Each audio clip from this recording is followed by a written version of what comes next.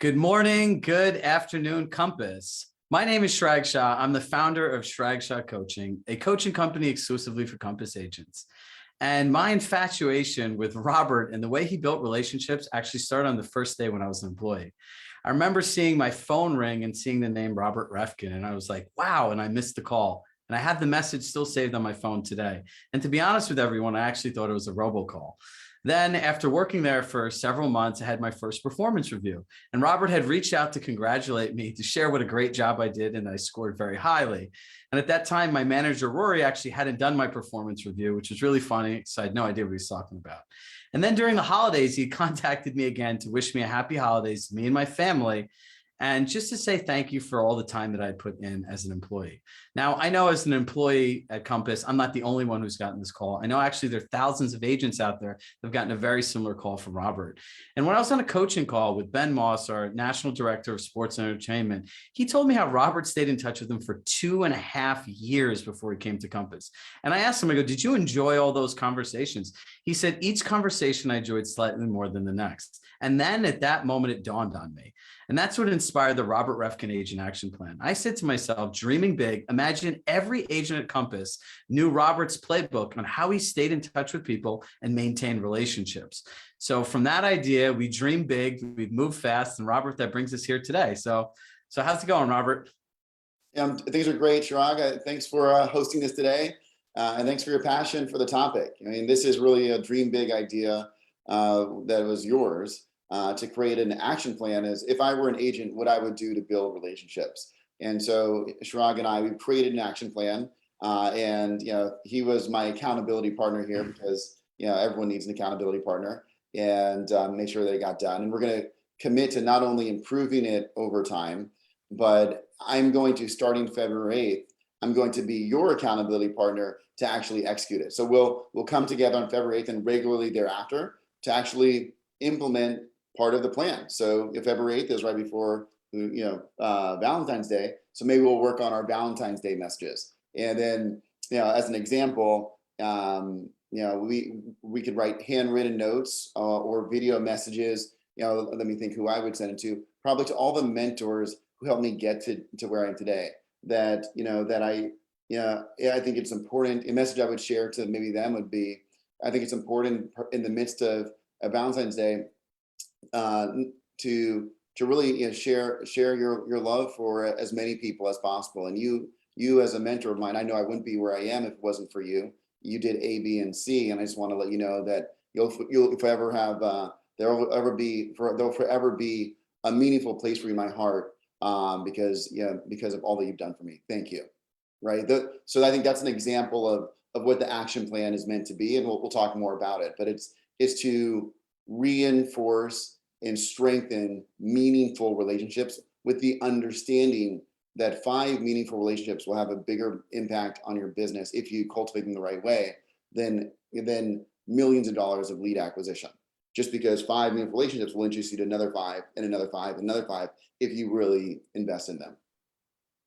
So I know what everyone's thinking. I'm going to just show you guys quickly where this action plan is. And Robert and I have a great conversation with more nuggets ahead for you. So if you guys go to your Compass home, and we're going to also at the end pin an agent guide for this. You can talk to your AEMs about this. This plan is live. It's something you can do today. So if you quickly go to contacts, you can click on action plans. And if you go to add from library, there it is, everybody, the Robert Reffkin Action Plan, Agent Action Plan. Now, the difference between this action plan and others is one you assign to yourself as an agent. And I know this is new for you because you're used to assigning action plans normally to clients. So when Robert was thinking about this, and I was very excited to hear this, he's like, Chirag, these are actions that an agent has to take, because this whole infatuation started with like relationships. So where in your career, Robert, did you really, have the light bulb moment go off? Like, I need to start prioritizing relationships because this is what's going to excel my future. Well, it really would be from, I'd say the nonprofits that my mom helped me apply to and get into when I was in high school. When I was raised just me and my mom, she was a single parent. She was disowned by her parents for an interrelational relationship and having a mixed child. My father, I never knew him, and he passed away when I was young. And so she really, she really didn't have anything, right? She started preschool in our house so she could take care of me, and support me financially. That was like her first job, at least when I was older. She was a housekeeper for a while at a motel, right? And she really just, she sold necklaces and like beads on Telegraph Avenue in Berkeley, for anyone who knows Telegraph Avenue. And ultimately ended up becoming a life insurance agent, and then a real estate agent for the majority of her life. But she really always taught me to dream big, right? And we didn't have a lot, but we had big dreams. And with that kind of mind state, that there's always opportunity around you, it led her to seeing that there's this world of nonprofits that want to help younger people. And so we applied to a lot of them. In high school, I did, over 5. And what I realized with that same mindset that she gave me, that every nonprofit had employees, a board, and investor donors, they call them donors, that wanted to help you. And so all you can do is ask them for advice, and then they just want to meet and talk, and then they would introduce somebody else. And so my first internship was at a place called Dodge and Cox, because the board member, Dana Emery, was on the board of Summer Search, and the head of Summer Search, Linda Mornell, introduced me to a board member who introduced me to Dana Emery. And now Dana Emery is CEO of Dodge and Cox, one of those influential investment firms in the country.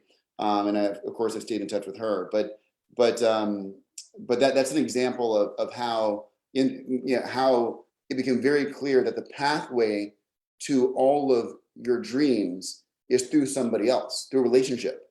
And so whether it was me in the mentor case, or whether it's you in a listing isn't a listing. A listing is a person.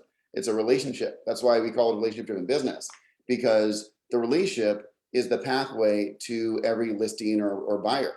And what does it mean to have that relationship?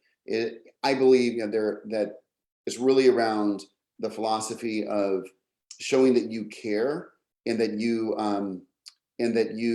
are consistent on what, like, you're going to do what you say you're going to do. Like, you have trust. And I think if you really can outperform on those two things, caring and consistency, then that leads to a relationship where people feel like they can entrust, they can trust you they can help you in ways that you will deliver on what you say you're going to do. I think everyone listening today and watching this recording they should all put that on their wall, right? Care and consistency. Am I approaching my business with care and consistency today? I love that. So now let's fast forward to the beginning of your career, right? You're a busy executive at Goldman, running around. Like, what did this look like? And like, now you're busy. Now you have if working at Goldman, I think that's like having 2 jobs, right? So what was that like? What were the things that you were doing early in your career when your apartment was right near there, and like how this all started showing up in the business world? Well, look, I was talking with Elliot Kulik over the weekend, one of our top agents in Florida and in the country. And what he said was fascinating. He said that, and this is a really interesting like plug for why technology matters. I haven't heard it in that perspective before. He said he always wanted to be focused on being a real estate advisor, focusing on relationships. But he said spending time on one-on-one relationships doesn't scale. And if that's your strategy, you will not have work-life balance. It's just impossible. You only have 24 hours a day. How can you give so much to other people? And then I asked him to give me examples of like what he's doing. Obviously, a digital newsletter scales. Obviously, social media with a video scales. Video messaging, our tool that we launched, sending that out, to your sphere, it scales your personality and your care and your consistency. And so he gave a bunch of examples, and it's such an interesting example of why you need technology actually to scale the relationship. Otherwise, it's just impossible. There's only so much time in a day. You'll be burnt out. And so with that spirit, what I did when I was at Goldman, I used a number of methods to scale my impact. I'm going to be sharing those kinds of things in our accountability session, but I'll give you an example. When I came to Goldman, I just finished working in the White House for a year, and I founded a nonprofit. I founded a charter school during my time at Goldman, and ran ran 49 of the 50 marathons in 50 states to raise $1 million for nonprofits. During that time, there were a lot of young minority professionals that wanted to ask for advice. And there were a lot of people with private sector backgrounds, but public sector interests. And they like every week I would get like 10 or so emails. And so what I did to scale is I invited them to brunches every other Sunday. I lived a block from Goldman. And then in the middle of the block, there was a steakhouse, but they had good brunches in a private room. So I'd invite them all to brunch, and we'd all go around the table, talk about our dreams and ask for any help. Like that's the purpose of it. And then I tag them all in my Outlook, and I didn't even understand that until very recently. I was literally tagging them just like you group and tag in the Compass CRM. And so I had tags for private sector backgrounds with public sector interests. That was one group. There were over 600 people there in my Outlook tags. Private sector peers, which was men, minorities that are interested in pursuing private sector Wall Street stuff at the time, and then I would invite them every other week. And whenever someone said, "Hey, I want to get together," I'd say, "I'm really busy right now, but can you come to this brunch?" So it allowed me to still invest in the relationship, show that I care, showing that I was consistent. And actually it was more valuable for them because instead of meeting me, meet all these other people. And so that was a great thing. And if I was an agent, John, I'd be telling you, I'd be doing something like that. It would be, hey, what's happening? Whether maybe topics would be entrepreneurship, which because I'm an agent, I'm an entrepreneur, talking about, something around entrepreneurship or marketing yourself, marketing your brand, building a brand, maybe a topic like that once a month. And maybe another topic, it could be about actual real estate. I maybe the last thing I'd say is I did a lot of handwritten notes. I've written well over 20,000 handwritten notes in my life, and there's a real secret to that I'm happy to share if you want. So can you share with us, you had a meeting in the Rainbow Room with a gentleman and they said not to send an email. Will you share that? Because that really give people context on the value from kind of where it started with you and how valuable it could be to them, sending a handwritten note versus just an email to their clients. Yeah. So I've had more mentors, really sponsors, difference between a mentor and a sponsor. A sponsor will use their social and political capital to help you realize your goals. Mentors can just talk. I've had more sponsors and more mentors than anyone that I know. I'm sure there are people that have more than me, but more than I know. And what's fascinating is I can source them all to like 2 or 3 people. And if mentors and sponsors were the pathway to my dreams, it's that apples to apples, for an agent, if you really get the right 2 to 3 people, everything will flow from them. Like there's an agent in San Francisco, not at Compass, who anyone in San Francisco knows who it is, who almost all of his business started from one person, right? Who made intros and so on. And so I've definitely seen that play out for different agents. So for me, it's the biggest person was Vernon Jordan. He was Bill Clinton's best friend. He was head of the transition committee in the White House, which basically means all the people that get appointed, all the secretaries of state, et cetera, you're the head of that process and recommending them. So think about all the relationships that he built in placing all these powerful people into the White House. And so he worked at a company called Lazard, which was a boutique investment bank that I worked at out of business school. And I was 22 at the time. I graduated early, and 23. I was 23 at the time.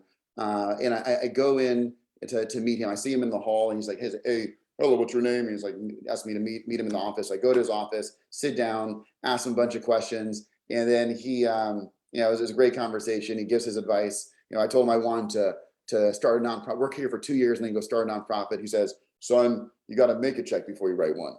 Yeah, I was like, and he had a lot of quick, witty lines like that. But then I go back and I write him an email, and I say, "Thank you so much, for the time. I really appreciate your advice, and I look forward to hopefully getting to know you much better in my years at Lazard." And then his assistant calls me out of nowhere, Jeannie Sotomayor. She picks up the phone, calls me. I pick up the phone. She's like, "Robert, don't ever do that again. Don't do what? You don't send an email to Mr. Jordan. You write a handwritten note." I was like, "Oh, okay, what's that?" So then she takes me downstairs to the bottom of Rockefeller Center. Lazard's on the top floor, and 30 Rock in New York City. And then there's a Crane's envelope store. So we buy these 10 Crane's envelopes. And then she tells me how to write a handwritten note. So I wrote a handwritten note, and then I started writing them to more and more people. And I realized it stands out so much because email has almost become like you disregard it because everyone does it. Doesn't mean you shouldn't do it. Like you got to do, I have my digital newsletters, I have my one-on-one emails, but when you send a handwritten note, it shows an extra level of care. And if you do it consistently, it really makes you stand out. I would, anyone who knows me before I started Compass, because I stopped when I was at Compass, because I had to focus on just this thing. Anyone who knows me knows about the handwritten notes. I wrote them for every meeting, every one-on-one. I wrote them for Hanukkah, for Christmas, for Kwanzaa. I wrote them for Thanksgiving. I wrote them for people's birthdays. It was a real part of me showing that I care and that I'm the kind of person that will do what I say I'm going to do, because it just reflects that kind of person. And so for everyone wondering, like, how cool would it be if you could actually write a note like Robert? So Robert, tell them about the notes library we created. So in the action plan, you're going to see that for every time it says write a handwritten note, we have a notes library, and I'm going to make it better and better and better. We're going to really maximize our strengths on relationships. This is my Compass Entrepreneurship Cup. But this is the notes. The key to notes and videos, really all the communication, is how do you not get in your own head to say, oh, it's too stressful. Like, so you have to be so good at it that it just comes naturally. And I'll give you an example. I text message from my own phone probably 40 agents that we're talking to a week that we're recruiting. I get a list of who those people are, get some background on them. Then I text them, say, hi, it's Robert Reffkin, CEO of Compass. I reference specific things about them that are so it's clear that it's me and that I know that who they are. And then they respond, and then I have like 5 different custom responses where you can just put in, if I put in SGT, automatically it will say, so SGT, and this is a secret, right? Kind of secrets we're going to go to in our accountability session. SGT, and then space, enter. It says, sorry, SGT. It says, so glad to hear, period. I'm here to be helpful if I ever can be. It would be great to work with you and for you. So that's an example where I have dozens of those in there. So you can move fast, you don't stop. I learned that from Eugene Litback, one of our top agents in New York City. And so there's so many tools that can get you, so you can move fast. ATY, and thank you. So they say thank you to me, and thank you for being willing to learn more about us, right? So a bunch of quick responses, whether it's in text, in email. In email, I have hashtag. If I do any, if I write MOS, it says hashtag maximize our strengths. Because I'm always trying to share with the employee team that these Compass values. So whenever I see Compass value, I do the MYS. And then it says that hashtag. So the purpose of the notes library is to make it easier for you to write notes. And we're going to do a video messaging library as well. So what I mentioned earlier, that thing about Valentine's Day, like it's hard. Like, what are you going to say to Valentine's Day to people that aren't your significant other? We'll work on that together, and then we'll put it down in the document. So next year it's always easier and easier, whether you want to do the video or the email. I think as a coach, right, I find in talking to hundreds of agents a week, that whole 0 to 1 concept is very challenging, right? It's like in real estate, you go everywhere, Robert, everyone's always telling you what to do. And an agent's like, wait, just tell me how to do it and I'll do it. And like, what I found most thoughtful about your action plan is like, if they click the button, there's, I think right now, 8 or 10 different occasions. All you got to do is just write what's there, right? It's really simple. And the same thing with the video library. We actually captured, you had so many great suggestions for home anniversaries and videos. Boris Fabricant from New York City and a handful of other people, like, where are those nuggets? So we're already starting to update the plan with the stuff that you had said. The example in the last session, look, there's so many people in this company, well, all of us, myself included, I can't just say other people. We all have a thing in our mind that says, I don't need to do that. That's not for me. It's preventing us from using something that we should be using. The easiest example, every agent in the country knows they should have a CRM. Come on, it's a relationship business.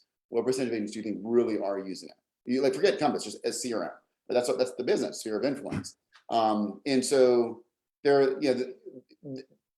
the notes library again is to try to make it easier to force self to figure out, to really try it. Now, in video messaging is a key example. I've met dozens of agents that say video messaging isn't for my clientele. You show me the person.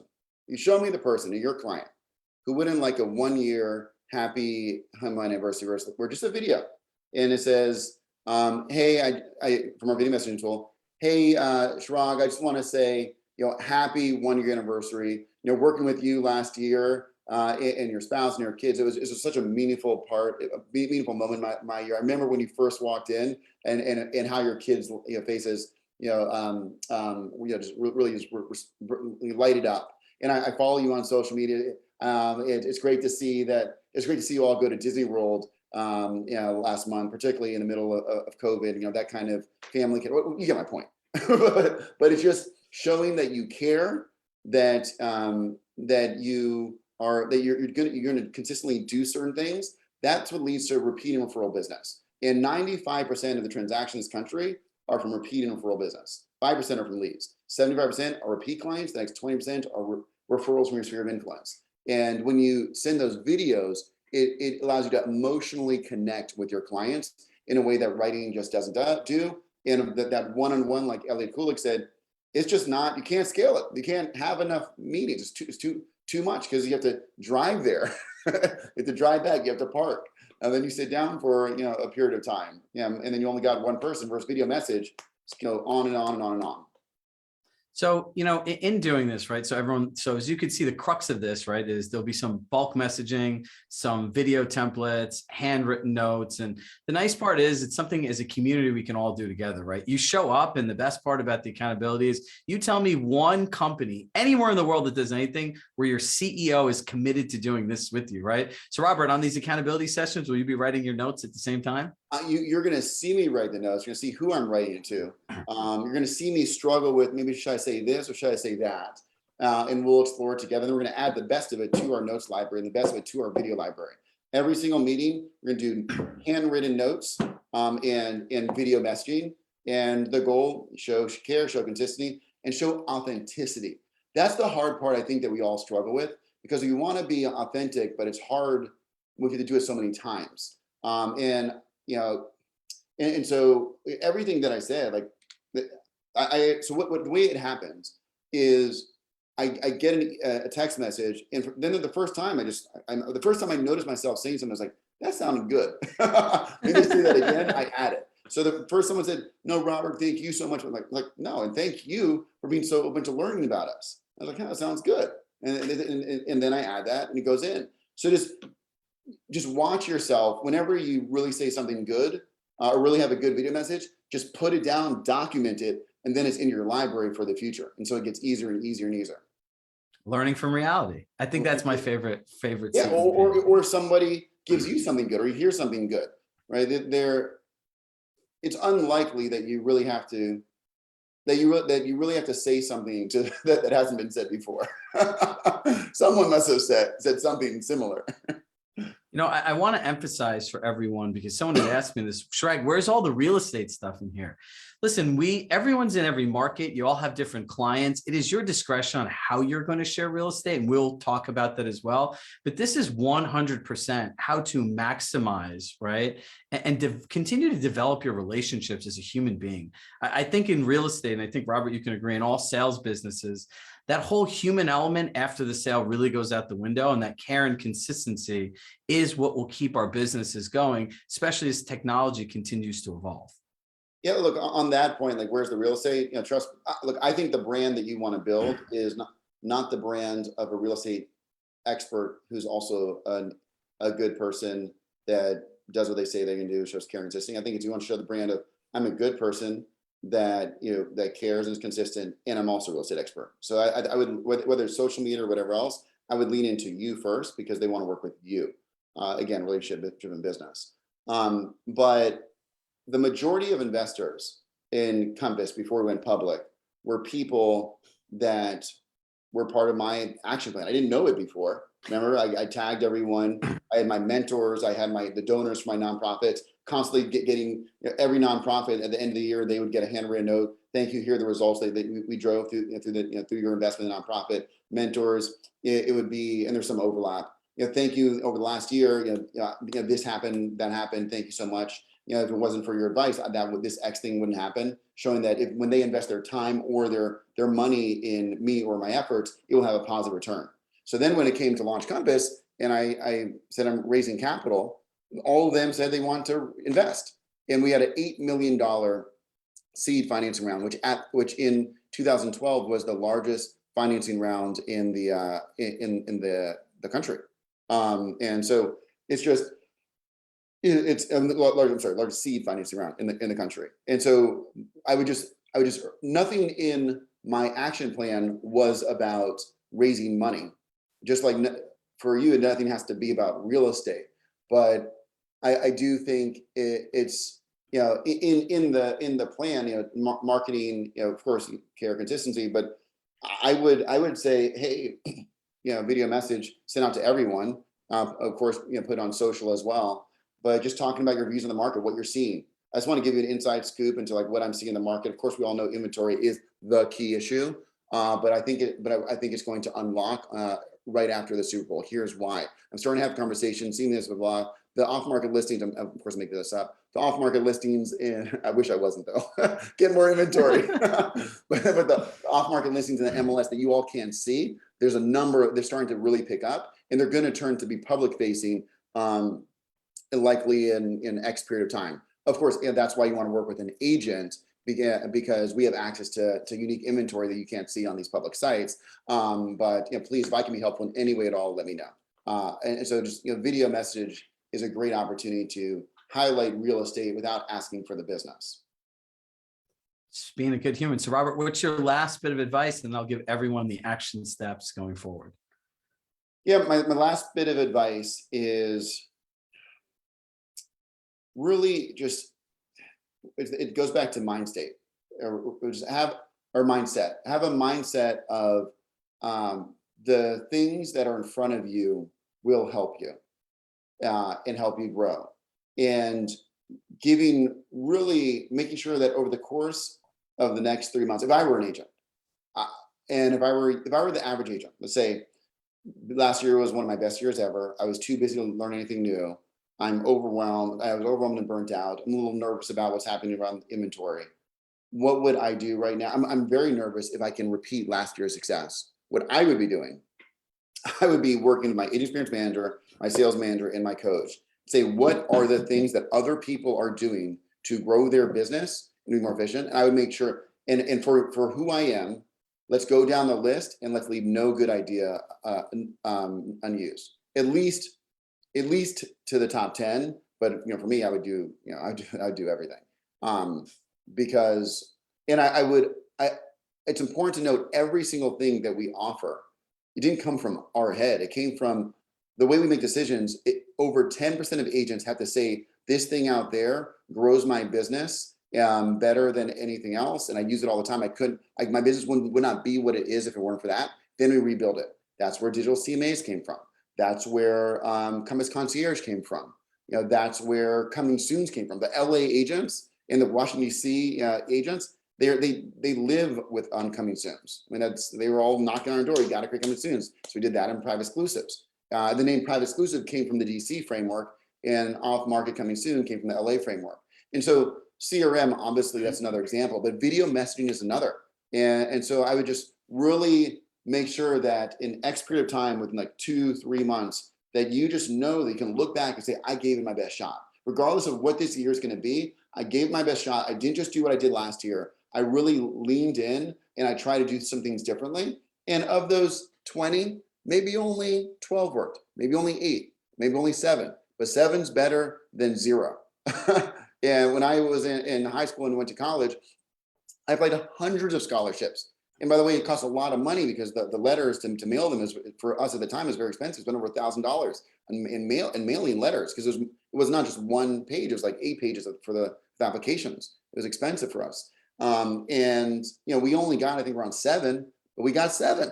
right? And so I think my quote today on Instagram is, "You never get a shot you don't take." It's something like that, right? So my advice to you: take the shots. Work with your AEM, your sales manager, your coach, and try ask for the 15, 20 things that are the most important. It's not all tech. It's all different kinds of things. It could be client events. Who knows? But I would lean in so you can look back and say you took the shots and you got your 7. There you go. Thank you, Robert. And I look forward to being part of the accountability sessions and collaborating the best of what I find and my clients are doing and sharing it with everybody. So what's coming next for everybody? Stay tuned for your calendar invites or however they're going to get the invitations out. Their Compass team will hand that out to you. By the end of the day, we'll be pinning to the top of the stream an agent guide on all the steps and the FAQs related to this action plan. If you want to move fast, you could speak with your AEM team. They're well aware of this too. And from myself, thank you all so much for being present, being engaged here. Robert, thank you so much for, being a CEO that actually really, truly wants to make a difference. And, I can say this, I find that the most fascinating thing about you is just when you think you can't care more, you come out with something like this. So thank you for being you. Well, look, thank you. This is a great example that you're pushing.